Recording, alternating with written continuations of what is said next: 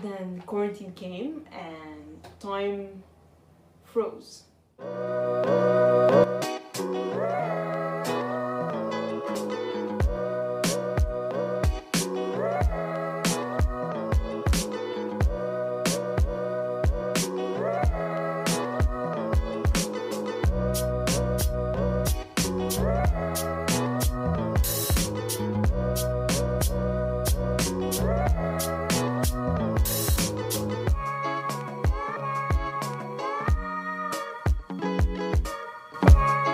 Hi, beautiful people, how is it going? I really hope your day is going well. If not, I really hope also your day becomes better after watching this video. So, today I'm going to talk about a topic that is rather really common nowadays. Everybody's talking about it all over social media, and I guess you've guessed it right by the title of this video. It's the quarantine. But most specifically, what have you learned from this experience? What did it leave inside you? What print did it leave inside of you? Because no matter what a person goes through, the most important thing is what did he, she, or them learn from that experience. So number one, I made a list, 8 points actually. So number one, we have to be grateful that we are able to be in our safe houses, surrounded by people we love, having food on the table, not having the necessity to go outside and buy our stuff. Essential workers out there deserve all the respect always for what they do, whether they're doctors, grocery store retailers, those who clean the streets, and more and more and more. Number two, people have different habits than you, and it's okay. There are no two people alike. Even twins are different. I mean, after sitting with members in the same house, you notice certain details about them. You assume you know them well. But after spending a certain time noticing when do they sleep, when do they wake up, what do they do during the day, how do they sit, how do they organize their stuff, you might feel a bit irritated, you might feel a bit angry, it does not match your own living lifestyle. But people are different, and I repeat, they are different. So we need to learn to adapt. In life, when we grow up, when we engage more in real life, we're gonna notice people are so diverse.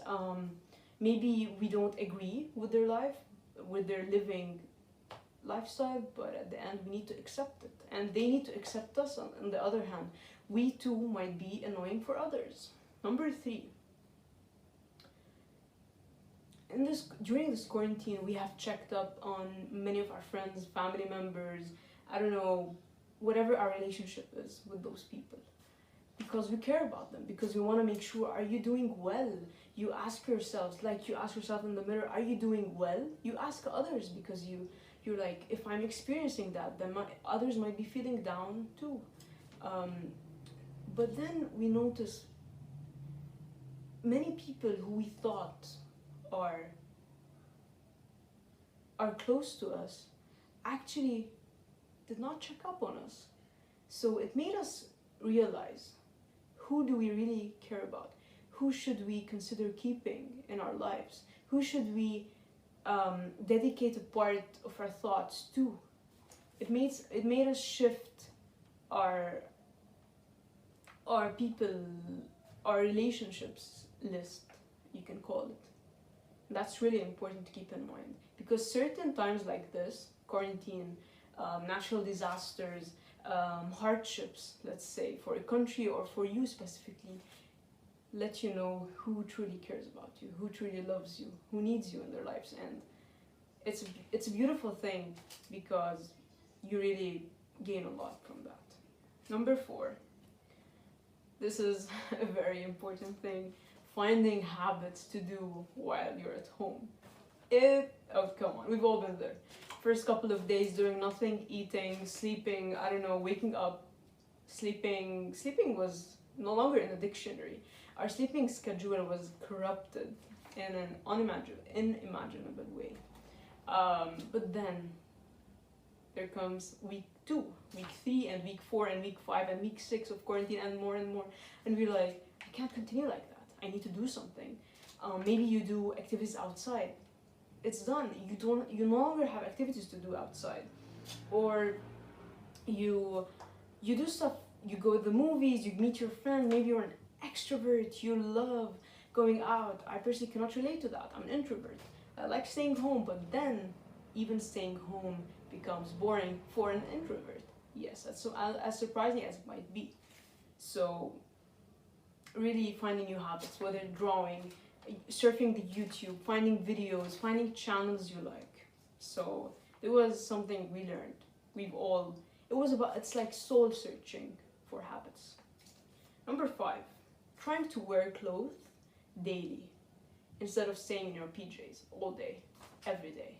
Come on, we all like to be comfortable. We all like to wear PJs in the house. It's comfortable, it's burden-free, let's call it. But then, again, week 2, week 3, week 4, and then what? And then what? We cannot continue living like that. We need to do change. We need a routine. The thing that keeps humans alive is the fact that they have a sense of time. They know when do they wake up, when do they go to sleep, what do they do during the day. They have deadlines, they have to go outside, they have to get groceries, and I don't know, arrangements, they have stuff to do. But then quarantine came and time froze. Time is no longer relative. Day, morning, night, breakfast, lunch, dinner, it was all mixed. Number 6, setting priorities. So when you were in quarantine, you noticed, you regretted probably most of the times, all the times that you missed out on opportunities to go out with your friends, family members, and more and more and more. You just like, for some reason you canceled on your friends, let's say. But now you notice like, maybe I should have taken that opportunity and saw my friends instead. But you may not feel this way. This point might not be valid to everybody. But at some point we did say like, I wished I actually went out that time. So during this quarantine, you start to set your priorities and be like, when this is over, I know I don't like going out, for example, but I'm gonna do my best. I'm gonna give it all my best to go out, see certain people I care about, do activities I've always wanted to but was hesitant to do. Number 7, mental health is a priority, and it's important to acknowledge that it's okay to feel sad sometimes. You don't have to be happy all the time. Many of us assume that happiness is a must, and during quarantine we're supposed to act like we're happy, we're fine, or because we assume that if we feel sad, we're gonna make the situation worse, and that's toxic. In order to feel happiness, you need sadness, and in order to feel sadness, you need happiness. In order to feel calm, you need to feel angry, and vice versa.